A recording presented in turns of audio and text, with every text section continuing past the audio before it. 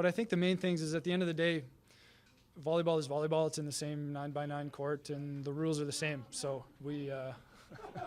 Is that on the back of your shirt? Yeah, it's on the back of the shirt. You did. A little free shout out for you. And it doesn't matter who's on the other side of the net. You need to still execute to the best of your ability if you want a chance to win. That is right, Brett Walsh. Happy national team season, boys and girls. It's crazy how early it is, but this is the 9x9. This is the 81 square meters of the best volleyball coverage on the internet. It is episode 121. It's May 13th, 2024. It is mid-May, and it is already national team season. Welcome to those of you who are just coming back into the volleyball world after a long club season of dormants, and you're getting ready to go. We're excited. My name is Rob St. Clair, live from Chicago. That is Everett Delorme, live from Toronto. Everett, it is insane how early we are able to say this. It's VNL time, boys and girls. It's honestly a little too early. It's crazy. Rob, I know you feel the same. It's like creeping up on us. Like it feels like June is when VNL's on. May 13th is when we're starting VNL this year. Of course, that's necessary with the Olympics and everything going on, but it's here, ladies and gentlemen. Like, it is time for nonstop volleyball. And it's funny, Rob, because this week I was working a lot, right? And I'm a bartender, so I work late at night, and during the day I don't really have much to do. And usually I watch volleyball, and this week was the one week of the year basically where there was just nothing to be watched, nothing at all. Nothing. I was just like, I need to cheer I'm a little depressed. I'm a little crushed, or in the weeds, as we say in the industry. And I want to watch some ball. And I couldn't. I did go back and watch those semifinals for the NCAA, and I thought they were great. But now we have nonstop volleyball for the next couple of months. Getting us kicked off here with the women in week one. We're going Stan Wright and Antalya, right? Great job by the Turkish Federation. We talked about this in last week's show. To just keep things in one spot 3 weeks in a row.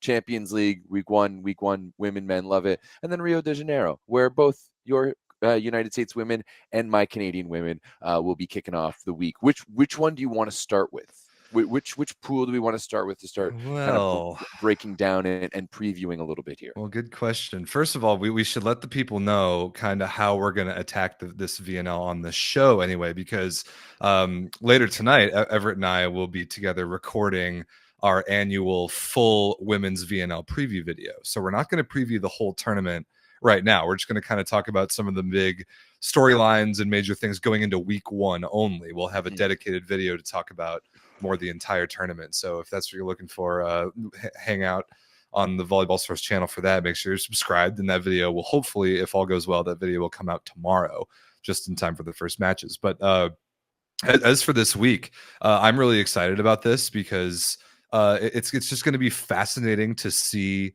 so many teams in different places in the world that are at completely different stages in their own programs and with completely different goals. Not just for this first week, but just for the entire VNL and kind of for the entire summer. And I'm just interested in we always get an interesting flavor from the teams in week one of VNL, where we kind of start to figure out what all of them are all about and what all of them are trying to accomplish. I wouldn't be surprised if we saw some B teams. We're seeing some of the rosters start to roll in, and there are some B teams, but actually not as many women's B teams as I'm expecting men's B teams. And that's honestly kind of fun. Yeah, I mean, going through most of the lineups so far, I've seen, like looking at China, no shooting for week number one. Dominican, it looks like they've got all the girls. Actually, no Brenda in week number one for Dominican, and no Big Bethany De La Cruz. That makes sense for both of them. And Brenda literally just played a Champions League final, and Bethania De La Cruz is going to try and finish out the PVF season because their playoffs are this week, and we'll talk about that later on. But we will. Yeah, the overlap and like the quick turnaround this year is insane. Like I was looking for some reason I was noticing that last year, like the 2023 Champions League Super Final was on like May 29th. Yeah, it was way later. It's May 14th tomorrow, and we're getting Nations League. But yeah, what I was impressed by, as far as the hosts are concerned in Turkey, they've got the A team there, and they've Oh, got and they're going full out, like balls to the wall. I actually, Berkay was just telling us in the Discord today that Turkey only named 17 players to the preliminary VNL roster. Like they're not going for a bigger body of players whatsoever. They are trying to narrow down their Olympians now, and they are sending basically all of the superstars, with really only Ada Erdem is like the only exception that I noticed that's not going week one. Like we're going to see what might be darn close to Turkey's Olympic lineup in week one at home in Antalya.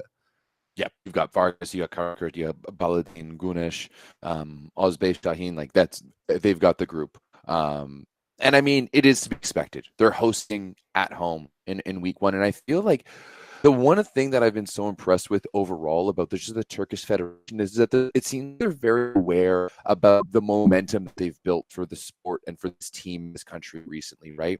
And they don't miss an opportunity to put the best product out there. And I absolutely love that. And once again, like I think Turkey is generally joining the elite of the volleyball world, especially with this push on the women's side. So I love the fact that they're bringing the entire team, and this is a team that is focused on a gold medal, right? Oh yeah. It is truly gold medal or bust for this Turkish women's, and I love that they're in that mindset right from the beginning. However, it could be a little dangerous when it's been a generally long season for most of these players.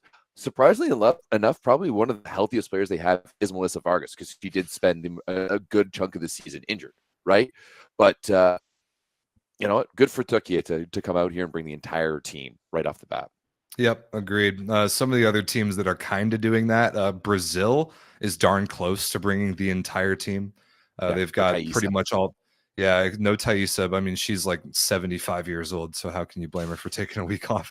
But everyone else, I'm finally excited to see what I expect to be Brazil with the proper outside hitter duo of Gabi and Ana Cristina. We've honestly kind of never seen that. Interestingly enough, as well too, they have Rosa Maria listed as an outside hitter. Yeah, right? They always do that. She should be their starting opposite, unless Zé Roberto is crazy. Yeah, well, right now Kissy is the only one they have on the 14 for the opposite. They didn't even bring Lorena. So yeah, I have an issue with women's volleyball in general. Has a tendency to mix up and pretend that the opposite and outside hitter positions are interchangeable, which they are not. But Rosa Maria is an opposite, regardless of what it says. Fair enough. Any other rosters you want to go over here? I mean, you can hit us with Canada, because it's a big week for your girls. Every week is a big week for your girls in Canada. I was just crunching the numbers, Everett, about world ranking, and in pursuit of an Olympic spot. And for the big focus is going to be on the race between Canada and the Netherlands. But Japan is also in that picture, and then China and Italy are the safest of the group. Yeah, absolutely. But I would say China and Italy are fully safe. I agree. Yeah, Japan would have to have something seriously bad happen and suffer a few losses. And then on the opposite side of Canada, you've got Germany and Thailand, who are both 60 and 66 points respectively behind the Netherlands. Yeah, so, I think both of them are mathematically out. I don't think there's any way they can make up that level of ground. Yeah, no, I don't think so either. So I mean, Canada's week one roster is much of the same as we're expecting. Of course, we have Kira Van Rijk, we've got Alexa Gray. The one area that was surprising for me was Courtney Baker being named as the backup setter for this one, not going with Kim Rabitaya, as we've seen kind of mostly in the past year, or even Avery Allard, who got signed by Malonza just a couple of years ago out of Saskatchewan, or Quinn Pellin. I know Courtney Baker's in the program for a long time, which he hasn't really gotten that much play. So interesting that we haven't seen Kim Rabitaya or Avery Allard. But you know what? Coming into this first week for Canada, this one might be one of the biggest weeks. To be perfectly honest, like Canada's ability to come out at the very least 2-2, but first and foremost, they've got Brazil, Dominican, China, and Thailand. Now, in that order, in that order, they have to come out 2-2 in this weekend, right? Thailand. Remember last year, Canada lost to Thailand, and that was one of Thailand's only. Like, Thailand won 2 games last year against Korea and Canada. Had Canada won that game and finished 7-5, they would have advanced on to the playoffs. They finished 10th last year in the VNL. So that one game against Thailand really screwed the pooch for the women's maple volleys. So Thailand, that last game of the pool, is a must win, but also Dominican Republic. This is a team that Canada has continuously battled with, getting 2 wins against them back in 2022. Last year they weren't as lucky with a few losses, back in Orsica and then at the Olympic qualifying tournament. Had they beat a Dominican Republic at the Olympic qualifying tournament, they lost in 5, remember, that last fall, they would have qualified for the Olympics, right? They would have pulled off the unprobable and qualified for the Olympics. So just in the grand scheme of things, this matchup with Dominican Republic is so important. And ultimately, doing the math, I think Canada needs to win at least 7 games to be able to get into the playoffs. Like, that's what we saw last year. You need to have a record of at least 7-5 to be able to get into that final 8, and getting to that final 8 and having an opportunity to potentially win a quarterfinal match, it will be so massive in that run for the Olympics. So right off the gate, this is a massive week. Starting off with Brazil, that's going to be really tough. Like, is it though? Here's the thing. Of the 3 teams that Canada plays this week, like you said, Brazil, Dominican, and China and Thailand, the 4 teams that they play, Canada has by far the most to play for. 100%. Absolutely. You're catching Brazil in match number 1, which is as far as playing them in Rio, it's by far the best time you can play them. Somebody in the chat says that Gabi isn't going to start that match. Like, that is a chance to steal that game. Same with Dominican. They're not going to have everybody. Brenda Castillo is a complete difference maker at libero for them. She's not going to be there. That is a game that you should think about winning.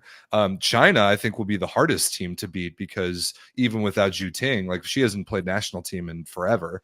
And they have Li Yingying, who's incredible. They have Yuan Jinwei, who's one of the best middles in the world. Like, that team is going to be hard to beat. And then Thailand has nothing to play for either, because there's no way they're going to the Olympics. Like, they are hosting the VNL finals, though. Right. So they're automatically in the finals, and they're not good anyway. Like, Thailand's terrible. So, and like you said, Canada needs that revenge from last year. Like, this is a massive opportunity this week for Canada. I think they got a very good draw. I'm optimistic for them to go potentially 3-1. Right. That's where I want to see them, because remember also the last time that we played China, we beat them back at the Olympic qualification tournament. That's right. Right. Yeah. So there's only one team in the world. Yeah, there's only one team in the world since the pandemic that Canada hasn't beat. Is that my beloved? Yeah, that's unfortunately your Stars and Stripes, and that might be a little bit more mental than anything else. But Canada's beat everyone, gone toe to toe with everyone. Like, once these players are in that system, and they work really, really well together. So yeah, optimistically, I have really high hopes for this campaign for Canada, but it needs to start strong. Right now, this first weekend dictates how they're going to do for the rest of it. Because if they go 1-3, it's done. Not that it's mathematically done, but mentally it's going to be done. Right? Mentally, it's going to be done. We're 23 points behind the Netherlands, which is very, very doable. Right? The Dutch honestly wouldn't be in this position if they didn't make a miracle run to a bronze medal at last year's Euro volley. Right? Well said. Like, that's the reality of it. The Dutch finished 12th last year in VNL. They had a record of 7-5. So yeah, like, I like our chances, but this first week here is really going to dictate some things for this team. It is, and the Dutch on the other side of the world, playing in Turkey, they're right now sitting in that last Olympic spot. They are bringing basically every player they have at their disposal, including Nika Dalderop, who just played Champions League a week and a half ago, or less than that even. Netherlands this week plays Bulgaria, easy win. Turkey, probable loss. Poland, who is bringing most of their players, but no Joanna Volos. Okay. Interesting. And then Germany, who is respectable. I think that's basically a coin flip game. So I agree. I'm really pulling for Germany in that one. And I mean, I do like this German team. they're good. They With made the playoffs like last year. Weisel and Stiegroth and Altmaier, and like a bit of a resurgence too by Heinen. Like Heinen wasn't very well liked back in his Perugia days, but he's come into this German team and really turned things around. This is a team that got 8th last year in the preliminary round and did qualify for the finals, and even took a set off of Poland in that quarterfinal. So the German team is more than capable. Like once again, like I would hold Germany in higher regard, just player per player, than I do the Dutch women. I agree with that. So I'm really looking for the Dutch to go 1-3 in week number 1. Like my perfect scenario, Canada is above 500, at least 3-1. Dutch go 1-3. Baby, let's get this going. And then if that happens, you're going into the rest of the VNL basically dead even in world ranking points. If you get 2 more wins than the Dutch this week, it will be pretty close to even going into the last 8 matches of the race to Paris. So yeah, going to be real interesting there. As far as the teams that have already qualified, you have the brand new team to VNL in France, who I'm just curious to see, because they're not going to have Elena Cazot, who's their best player this week. She just played a Champions League final. They're already qualified. This is their first VNL. They're jumping in the deep end. They just need to take these 3 weeks to figure out what they have and kind of how to play at this level before they defend home court in Paris. But then, like Turkey, like we said, they only have 17 players. They're going to narrow that down to 12, and they might win this tournament in the process. Brazil, I'm not particularly worried about them. Serbia is going to be B team the entire way. No Tiana Boskovic at all this VNL is what has been announced. Dominican, I mean, they have very little pressure. They're already qualified. Same with the United States. Like our girls, we've got kind of like an A.5 team, somewhere between an A and a B team. The opposite position is going to be real weird. But other than that, we've got some experienced players. Both Skinner sisters, which I love. That'll be real cool. There's a couple new faces in the middle. Jordan Larson will be there, which I'm curious to see her. We haven't really seen her play volleyball in 8 months or so. So yeah, our girls are playing down in Rio. But then you have some more teams that are just complete non-factors. And basically for the tournament, that's Korea, Thailand, Bulgaria. Like, thanks for participating. Don't bother. Don't worry about them. Fortunately for those teams, and it's important to note, there is no relegation this year in VNL. Nada. There's no relegation this year. There is truly nothing for Bulgaria and Korea to play for. There's truly nothing for them to play for. Real quick, Rob. Ozzy's saying John the Master is saying in the chat that Heinen doesn't coach Germany anymore. He coaches that's the Chinese men. Yeah, that's correct. I read that wrong at first, and I thought it said he was coaching the Chinese women, and I was excited for that because I feel like Heinen coaching the Chinese women would be just fireworks in the worst way possible for that team, which is what I would love to see. That would have been ridiculous. Yeah, no. Do we want to go through some of the games here and see what notable matchups we have? Yeah, sure. Why not? In week number 1, let's start with Antalya and kind of go through what we've got. Day number 1, we do have a bit of a banger in Italy versus Poland. That is a banger. It's going to be most Italy's players who do not play club for Corneliano or Malonza. So you got like Antropova, you got Denesi, you got is Elena Pietrini back? That would be nice to see her again. Let me see.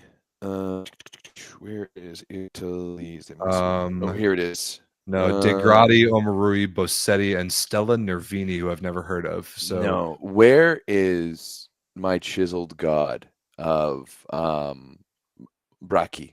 Martina Bracchi. Oh, I heard that she just signed for Pinerolo. Yeah, I mean, this is still a decent roster, but I don't know if it's going to compete necessarily with Poland. But Poland without Volos, but that's Poland without Volos is still very good. I mean, that team won bronze at VNL last year without her, and it is also the beginning of the Julio Velasco era for the Italian women. Curious to see how she approaches things. You're right. That's going to be very, very interesting. Well, It'll be an interesting week one. Like Italy is one of those teams that isn't qualified, but is absolutely guaranteed to go. Like I feel like they could win. Like they are so ahead. I think they're 50 points ahead of the Netherlands at the Oh moment. yeah, So, yeah, they're way up. Like Italy's in, they'll have no problems qualifying. It was just convenient that they didn't make it through the Olympic qualifier tournament last year, so that they could fire Davide Mazzanti. So mission accomplished there.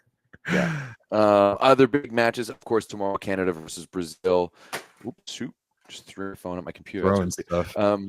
Yeah, I mean, as we've already talked about it, I think that one's going to be a banger. I think Joe came in the chat saying that like if Canada wins, it would be plus 14 points, which would be absolutely massive. Yeah, so you can model that now on the VNL or like the volleyball. I just saw that. That's huge. Oh, that's it's great. nice. So Are we a real sport now? What's going on there. here? We're getting there. We've got fantasy and stuff going on. We will be talking about that. I've seen people mention in the chat. It definitely will be mentioned. Looking at Wednesday's games: France, Germany, Japan, Turkey, USA, Thailand, Serbia, Dominican. Maybe Serbia, Dominican could be interesting at the end of the day. I actually think Japan, Turkey could be pretty interesting because Japan's league finished like a little bit earlier, so they've been really getting ready for this, and I know they've been preparing for this. So yeah, the next day Thursday you get DR versus Canada. That's big. China versus USA would normally be big, but I don't have super high hopes for the roster that the USA brought this week. But again, it's no big deal. There's no pressure. Netherlands, Turkey should be a beatdown. Then the next day, Japan, Germany could be okay. Canada versus China is big. USA versus Brazil. Even if we get smacked by Brazil in Rio, like, that's still must-watch volleyball. Yep, I fully agree. Whenever USA and Brazil step on the floor together, it's got to be must-watch volleyball. On the 18th, we got Poland, Netherlands. Going to be a big day for our Canadian fans to watch that one. Should be interesting. I really agree. Italy, Turkey, man, I wish they were playing later in the tournament so we could see like maybe an Olympic semifinal preview. If they both were at full strength, that would have been sweet. Yeah. Canada versus Thailand is a must-win, obviously. Then Germany, Netherlands, we already talked about. Poland, Japan could be kind of good. And then the toilet bowl of Thailand versus Korea. Don't even mention it. Don't even mention it. We're not mentioning the K team. Right, when you're ranked 40th in the world, and 40th, 40, we could go to Azerbaijan and find a better team. Oh, so bad. I can't wait for them to get... Cameroon, Egypt, Mexico. That's right. It's okay. They're going to get relegated next year. It's great. They're finally adjusting the system. Next year, no more core teams. Going to be an 18-team field, and it will be universal relegation independent of what country you are. Can't wait for that. Get Korea out of here. Gross. Okay, I think that's kind of it for this week. Obviously, you can watch all the matches on Volleyball World TV. We will do our full dedicated women's VNL preview video where we'll go over everything more. Everett, you've alluded to it. We might be a real sport. We have fantasy VNL. It's an option on the Volleyball World website now. How about this? And we do have a volleyball source league already going. Actually, where's this at? I've already picked my women's team. My women's team is good to go. Do you want to? Do you want to go over our women's teams right now, real quick? Sure, yeah. But so I still don't totally understand the format and how some of this stuff is going, because I built a team and then I realized that some of the players weren't playing week one, and then I had to make some changes. But it's gonna be a day-to-day thing. For sure. It's one of those things, like, especially because like there's the fantasy in the leagues. I think we should be. Do you think we have enough time to start a league real quick? I mean, done that before. Shoot. Yeah, should have done that before. Join the Volleyball Source Discord. There's a fantasy channel that's been dormant for a very long time. And I literally, as soon as this got posted the other day, I was like, "Our fantasy channel is back. Let's go!" Finally. I'll go over my team because I was basing my team off of like day one. So here's my starters. Canada's players are grossly undervalued in this one for some reason. So I'm very Canada heavy. I'm actually very Norseca heavy. Bree King is my setter. Right, she was for 7 credits and she was the third best setter. Bree King is my setter as well. Yeah, that makes sense. Alexa Gray My two outside hitters are Alexa Gray and Lee Ying Ying. I also have Lee Ying Ying in my starting lineup. Yeah, so I've got Alexa Gray and Lee Ying Ying. Emily Maglio and Camilla Weitzel are my two middles. Emily Maglio is my third middle. Camila Weitzel is my second middle. Okay, this is well then. And I have Gonzalez from Dominican Republic as my opposite. Oh, I have Melissa Vargas. Oh, you went straight from Vargas. Okay, no brainer. Okay, my libero is Brenda Castillo.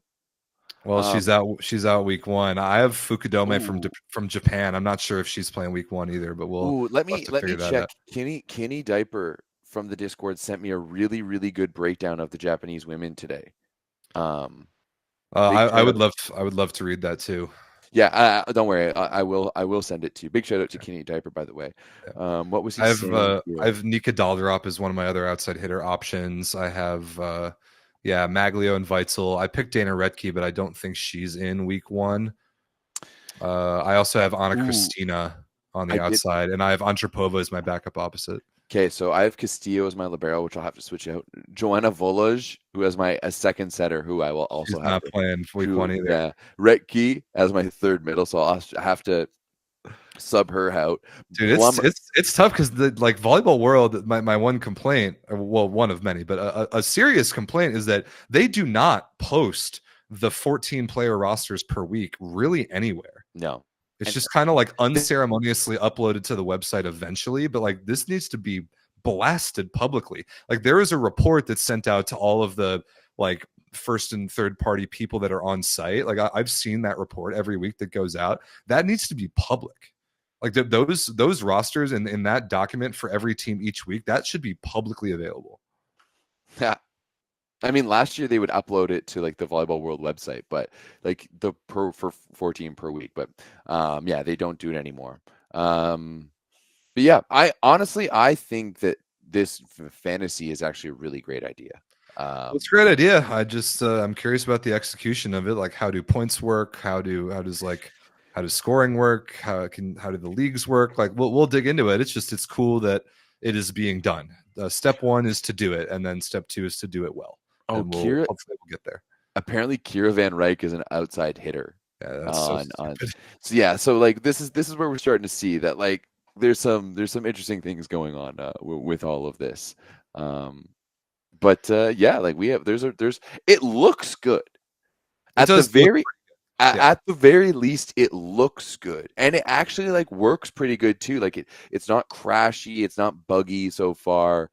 So there's a few things that they're going to be able to work out, but one thing that I've noticed from Volleyball World in general is that they do one thing and that they don't really expand on it. They don't really work on it. So I'm really hoping that this is a thing that they continue to improve. For sure, I hope so too. Because I play fantasy sports in the States all the time that are really, really fun, and it would lend itself very well to volleyball if done correctly. So I can already see you and I talking shit about our fantasy scores day by day. For sure. When we're in Ottawa. That is absolutely from now on, there is going to be a significant part of you and I trash talking about our various scores. Yep, looking forward to that. That's what sports are all about. All right. Anything else about week 1 VNL, Everett? Kenny Diaper saying that VNL 14-player roster is determined by match day instead of the entire week of VNL. So I know that there's now you have the option to bring up to 4 alternate players during the week. So you can travel with 18 if you want to. I just don't. I was reading through the whole regulations document for the tournament. I couldn't get a lot of clarity on the process of switching out alternates versus your initial 14 players. If you can truly change it for every match, or if it's a little bit more limited than that, I don't know. But I do know that now you can travel with 18. Okay, fair enough. And then so some teams are doing that. Some teams are sticking with 14. But keep in the back of your mind that everyone's going to have to get down to 12 by the time of the Olympics. And speaking of teams that have gotten down to their 12, we'll talk about one of those in just a second after we talk about thatvolleyballstore.com. Absolutely. We're both repping today. Head over to thatvolleyballstore.com. Use the code SPICY to get 15% off of your entire order. Rob's looking good over there in the 9x9 squared. I'm looking good right now in a spicy volleyball baseball tee 3/4 cut. If you use code spicy, you'll get 15% off the entirety of your order. Such a good t-shirt, such a good logo. We want to see y'all wearing this stuff, especially That if you're one, that one especially is so comfortable. This one's excellent. Yeah, this is just really good. Another thing you can get on the store, of course, is the Where's Daddy collection. It's our Daddy. favorite segment. It's nice. It's a nice time of the year for Daddy because he gets an off season. He doesn't play for the Serbian national team anymore, but we do love Daddy Stankovich very much. We miss watching him, and we love him so much that we hide him somewhere on every show. So last week, as we were talking about Champions League, we have this big photo of 1 million people with all these two Italian teams celebrating. And if you zoom in there in the middle on one of the Canigliano staff members, there's Daddy. Daddy's been raking in the championships the last few weeks. He's been winning so many championships. Yeah, he has been. He's been everywhere, really. It's been everywhere. Dude's getting a lot of air miles, that's for damn sure. Good for Daddy. I hope he's raking in the rewards. But Ozzy Tragic, our good buddy from Australia, found him first. He said, "Here's me furiously scrolling through the video thinking that there was no Daddy," but he found him at the very beginning in this one. Yeah, this is a pretty tricky one to find. Let's see. Did anyone else find Daddy in the comments from last week's show? No, at least not. Oh, Anthony Lee found him. He says, "Oh, Daddy joined the celebrations with the Italian teams. Congratulations. Hooray." So yeah, if you happen to find Daddy Stankovich, make sure you take a note of where he is and comment that timestamp of where Daddy is in the main YouTube comments section after the show is over. Main YouTube comments, not the live chat, but hit that timestamp and you'll get a shout out next week for finding Daddy. Thanks for participating in our favorite segment. Have a cookie. Have a cookie. Have a cookie. All right, Everett. Cookie.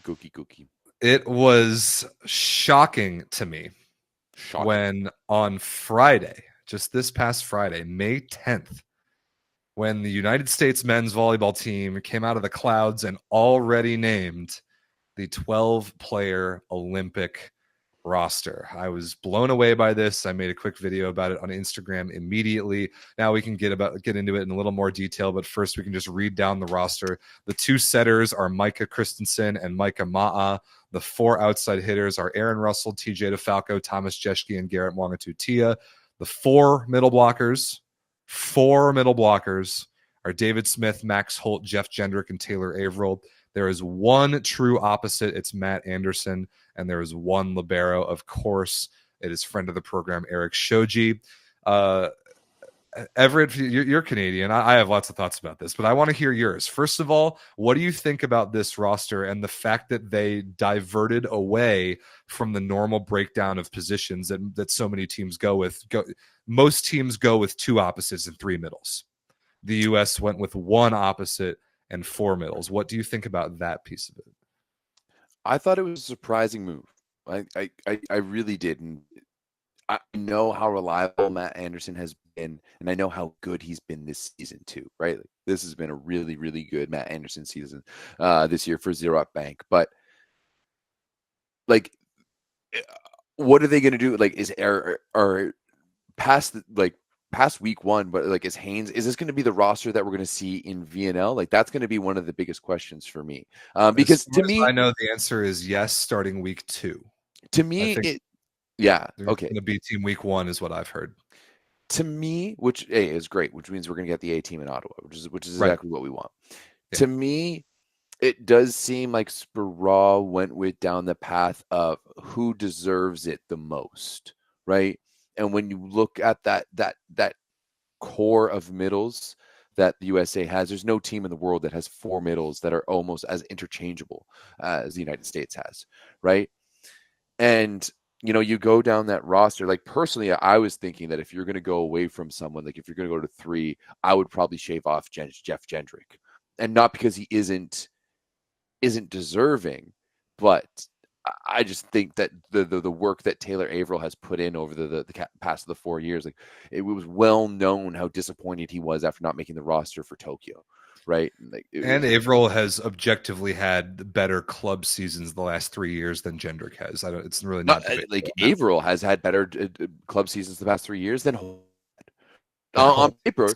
Averill has been the second best middle in the program, but even then, he was the best middle in the Plus Liga last year, right? Like he outplayed David Smith at the Plus Liga level last year. Of course, David Smith has won 3 Champions Leagues in a row, and there's so much, and he is, the captain.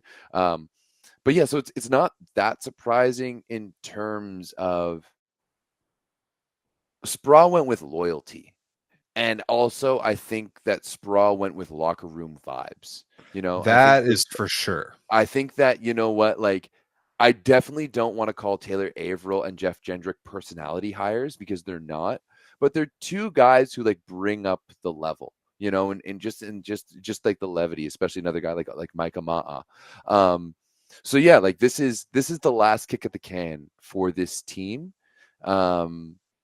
And at the end of the day, I think that none of the opposites really truly earned a spot, and really show that they could be kind of a next level guy that could step in and be a game changer. Because at the end of the day, if Matt Anderson goes down, you're way better if you're the United States to put Aaron Russell on the right side and just go 3-man, or DJ DeFalco on the right side, like we saw against France, was it 2 years ago in the VNL, and just go 3-man, right? So, but here's the deal. I've already ranted way too much about Team USA.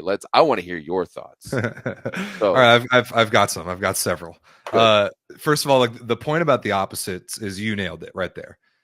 We've been talking so much for the last 3 years about who the heck is the backup opposite going to be, because it was Kyle Ensing in Tokyo, and just nobody really went out and seized that spot. Even Gabi Garcia, who's finally eligible now to play for Team USA, had such a bad club season that there was just no way Sparrow could pick him with confidence. So I think the takeaway here is that if Matt Anderson gets hurt or plays poorly, we are in big trouble anyway. But if that happens, the best thing for us to do is to put the best 3 wings on the court. And Aaron Russell, TJ DeFalco, and Thomas Jeschke, in whatever configuration, is 3 better overall players than leaving Thomas Jeschke on the bench and picking whoever the second opposite might be. It is, by the way, Kyle Ensing, who is the official 13th alternate player named by the USA Federation, by the way. But if Anderson either goes down or is playing so badly that we have to make an emergency change, then we put a total better group of players on the floor by bringing Tom Jeschke in and keeping him there with DeFalco and Russell. So I agree with that part of it. And then it's really important to point out a couple things just a little more broadly about how teams engineer their Olympic rosters. Because, of course, the entire 4-year, in this case 3-year period, you get 14 players for every event except this one. You got to make some difficult decisions. But when it comes to the Olympics, we've got to be real clear about this. When it comes to the Olympics, it is all about clearly defined roles.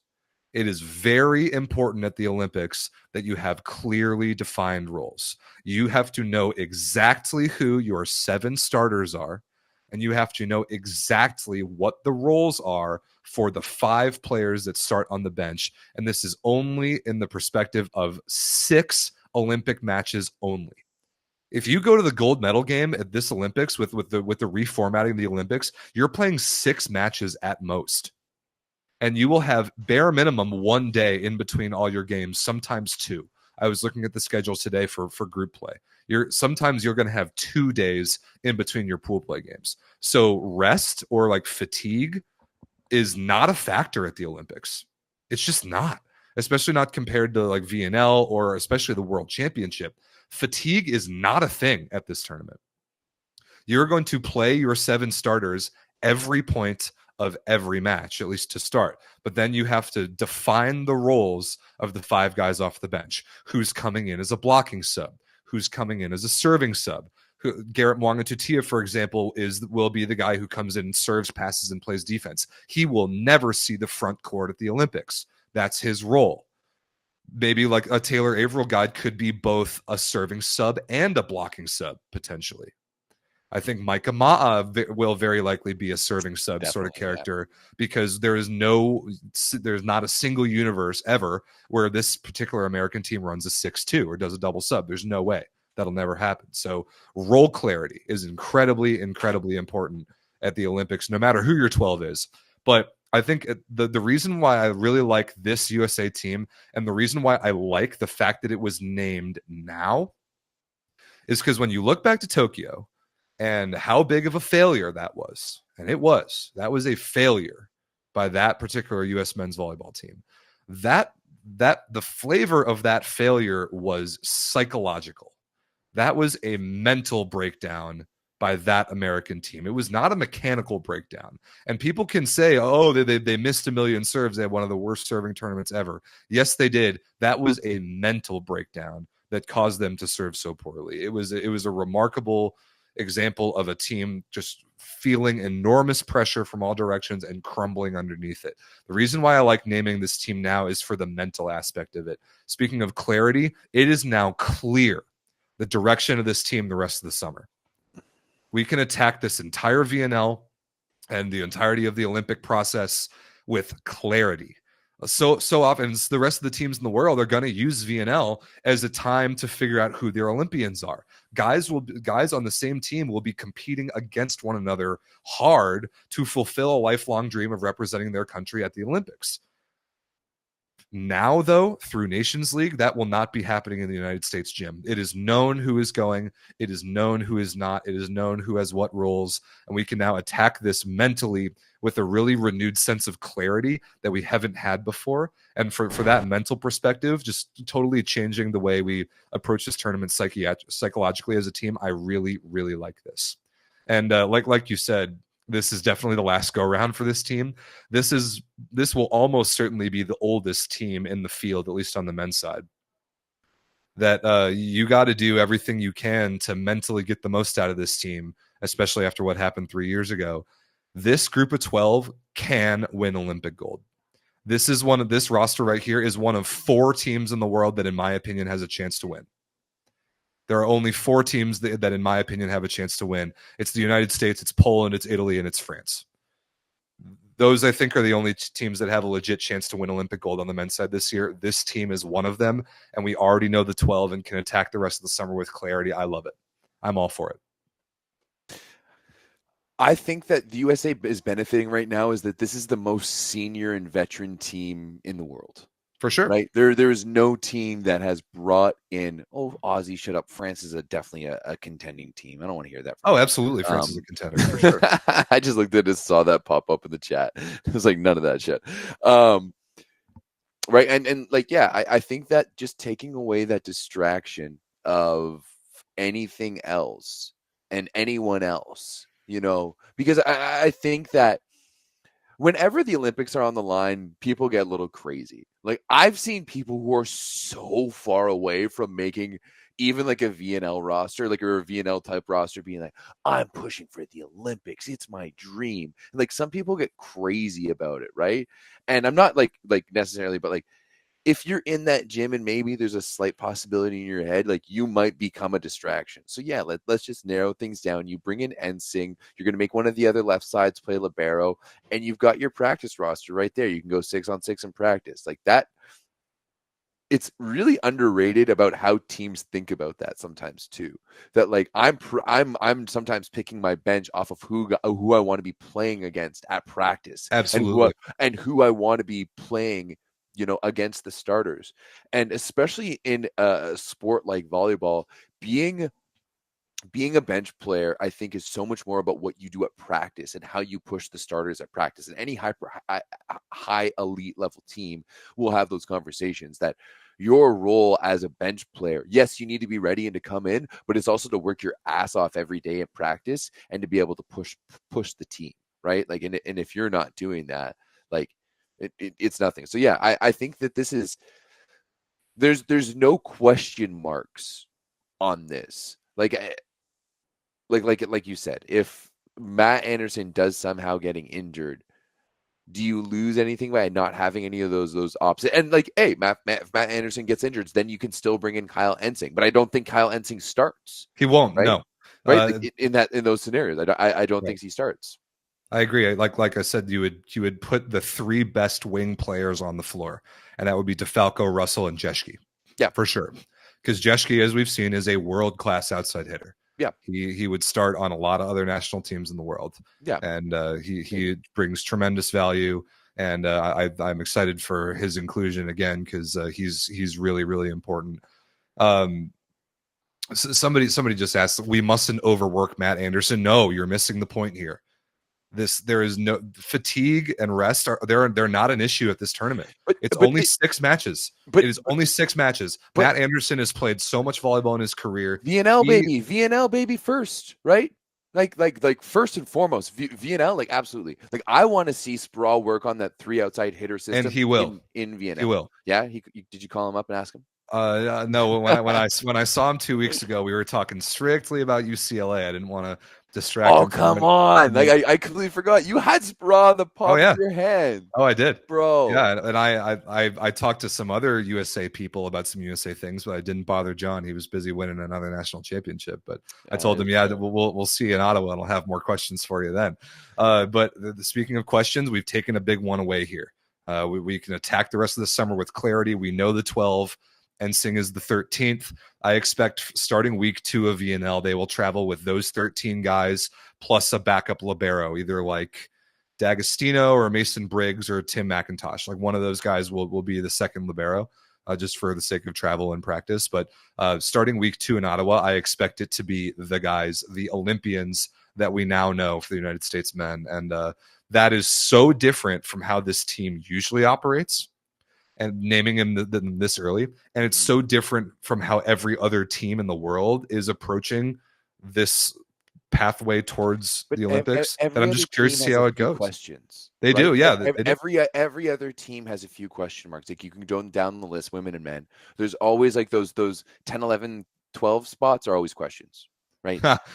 Somebody says you're not winning Olympic gold with a 36-year-old player. Yeah, I saw that. Shut up. That's one of the dumbest takes I've ever heard. Just absolutely shut up. Guess who won Olympic gold in 2008? The oldest team in the field, the United States men.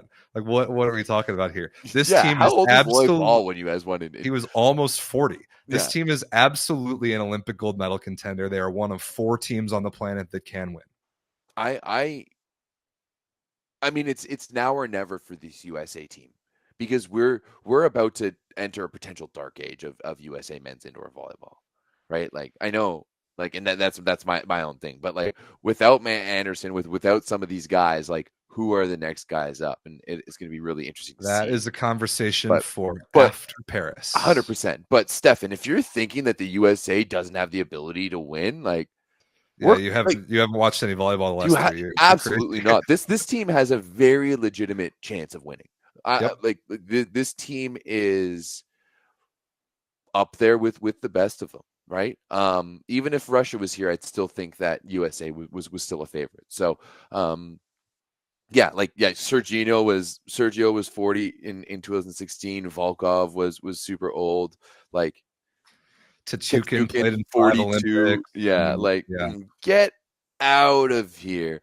Matt Anderson is a silver fox, okay? Like that dude. He was one of the best players on the planet this whole club season, playing a different position. I'm not worried about him. I'm not worried about this team. I love that it's official. I love that we're going to get to see him in Ottawa. Just look at them. Look at how happy they are. They had a nice little event. Other than Taylor Averill, like look at like the guy who should be the happiest. I think Averill needs to bring the super long hair back. I mean, it's too late. If he, he can grow it out by Paris. All right. I think that's enough about the U.S. men. I'm really excited for this team. From what I'm hearing from within the team, we will not see these guys in Turkey week 1, but we will see these guys in Ottawa week 2, and Everett, you and I will be right there with them. Yeah, absolutely. Stoked for Ottawa. We actually we rebooked our Airbnb today because I booked one last week, and then Airbnb sucks sometimes. But we got a great spot, and I can't wait to be back. Yeah. You won't be there for the entire week though, Rob. That's killing me right now. Well, like I know it's a necessary evil, but still killing me. All right. Not like such a short week in volleyball. So only one thing to talk about now. We are already at the semifinals for the women's PVF, and Wednesday night is going to be a big night for volleyball with the VNL going on and the semifinals of the PVF going on. Atlanta and Grand Rapids in semifinal number 1, and then Omaha and San Diego in semifinal number 2. And it's crazy to think about, Rob. San Diego was one of the They were worst teams. They were terrible. They started the season like 0-4, and then they were able to make their way back. We're on the opposite side of things. Atlanta, Grand Rapids, and Omaha have kind of all been like shifting and beating each other throughout. So absolutely love to see these 4 teams make the semifinals. Yeah, the first playoff event in the history of the PVF is it's going to be in Omaha. So Omaha is going to have a big home crowd advantage there. They've also consistently put the most butts in seats the entire premier season. This whole season, Omaha's had the best crowd. So no-brainer of a choice for where to host it. Yeah, this is going to be fun. It's going to be a big celebration of the end of the first PVF season, and then it's going to be real interesting in what happens in American volleyball after that. What are you showing me, Everett? VNL and from Brazil. Oh yeah, who's that's there? Well, that's Matt Kruger. He's the assistant coach for Team Canada. The Americanizino, like that has to be one of the sorry PVF, but this just has to be one of the most iconic volleyball stadiums in the world. Great stadium. All time great volleyball venue. Sorry, PVF. Excited to see it again. Yeah, but I'm excited for the PVF playoffs too. Like the season kind of got sleepy for me. I got a little bit bored and disinterested of the league midway through, but I'll definitely be watching these games, and I'll try to watch the final on Saturday. I'll be real busy with some American pro volleyball of my own, but yeah, this is important. This is going to set the stage, not just for like how this first season of the PVF is going to end, but then as we get in a summer of American women's volleyball that are going to Paris, and then when the arms race really starts in the fall, when League One comes into the picture, especially with some of the players that they are racking up here lately. Rafaela Foley is coming from a Champions League final to play in League One. I did not see that. Rafaela Foley. They are bringing firepower from that wow, far outside just American borders. So it's going to be real interesting come the fall when the PVF has a direct competitor. But for the last time, they do not have a direct competitor right now, and they've got a chance to put out 3 phenomenal matches. And I hope that they produce them and do all the fanfare around them to the absolute maximum extent, because it's going to set the tone for what's going to be a really interesting fall in American volleyball when we get there after the Olympics. Now, Rob, are these matches? Do we think these matches are going to be available on YouTube? Or are these strictly going to be CBS Sports Network? I don't know. Let me see if they. Yes, all 3 on CBS Sports Network. Hopefully they'll be presented on YouTube as well too, because that would be a shame if they weren't, because then I wouldn't be able to watch and I'd have to stream. Because as CBS Sport Network, is that a channel? CBS is one of our 4 major national channels. The CBS Sports Network is a specific like channel dedicated to some of CBS Sports's content. Like CBS, the main channel, does some sports, like they do the NFL, they do the PGA Tour, they do the NCAA basketball tournament, they do a couple other things. So like if these games were getting onto CBS, that would be a massively big deal. CBS Sports Network is good, but does taking away the benefit of global accessibility of YouTube, is it going to be worth it for a CBS SN broadcast? I guess we'll see. But it does, just by the nature of being on linear television, it requires a much higher standard of broadcasting, which is good. Okay. So they will be putting all their broadcasting resources into these 3 games. There will be a great crowd on hand, especially for Omaha's game. And if Omaha were to win, I'm sure the people at the league are probably hoping that Omaha beats San Diego, so that they truly get a tremendous crowd for the final. I bet they probably will anyway. Yeah, but San Diego has some pretty good numbers when it comes to like the YouTube streams. Like if we're looking at some of the more like recently, like San Diego's fan base is actually pretty big. They've got Nutsara Tomcom, and I can't tell you how important she is for connecting to the Southeast Asian fan base. Like I guarantee you that she alone is bringing a lot of the attention to that franchise. Yeah, like San Diego's matches are getting some of the most views so far. Going through, the only matches that are getting over 100K views on YouTube are the San Diego matches. Yep, I honestly think Nutsara Tomcom by herself might be the reason for that. That, you know what, you're probably very, very, very right. So okay, and very, very interesting. I think Knowing what we know about Volleyball World's demographics, I think we can probably assume that one. yeah, I wouldn't be surprised if you're right on that. So yeah, very, very interesting. Yeah, gonna be interesting to watch. Speaking of American Pro Volleyball, it's been like I haven't even thought that much about the VLA in the last like 3 weeks because I was so busy with so much other like American volleyball stuff like NCVF and then men's NCAA. But this weekend is the VLA Cup, and it's the biggest professional volleyball tournament of all time. Full stop. It is 40. It's 42 teams. Professional is a stretch. Yeah, it is. It's a big stretch. But it's our flagship event. It's the biggest it's ever been. It grows every year. 42 teams is massive. We've got 9 courts. It's up in Madison, Wisconsin, at this gorgeous new facility that is owned by League One, actually. So I'm going to see who I can talk to up there. I think there needs to be a League One VLA type of little, sort of similar models. Sort of similar models. Sort of. It's bad to say, but I do think that PVF teams are competing to join League One. I think just from what I've heard on about things I think PVF teams are going to be competing to join League One. Well, we'll see. It'll be an interesting fall, but check out the VLA Cup this weekend. It's a massive event. I'll be there. I'm going to be running the sort of NFL Red Zone style broadcast. Great camera work. Obviously, our pal Michael and Kyung will be there. Please say hi to Michael and Kyung for me. Of course I will. Of course I will. I was just talking to them today about a certain event in Austin, Texas in January that we would like to go back to. Was a certain people not too happy with the level of production? I believe that is exactly the case. What a surprise. Funny, huh? Yeah, I think they might have regretted their choice. Yeah, Michael and Kyung are the best. They did NCVF with me. They do awesome work. Yeah, this broadcast will be good. There will be volleyball everywhere. We got some big names. Matt West is playing in this tournament. We're excited about. I haven't heard that name in a while. Yeah, Matt West is playing for Seattle because he's from there, which is real cool. A Seattle team now. Is this new? No. We have 73 teams now, Everett. We've got people everywhere.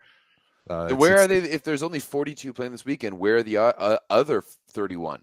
Chilling. I don't know. Weak. 42 is a lot. It's the most teams we've ever put in a gym at the same time. So it'll be fun. It's on the VLA YouTube channel, so you can watch that in the background of what you're doing with VNL all weekend or whatever. There's going to be no shortage of North American volleyball to watch. This PVF, both, really all 3 NORCECA women's national teams are down in Brazil, so they're all playing on North American friendly time schedules, which is awesome.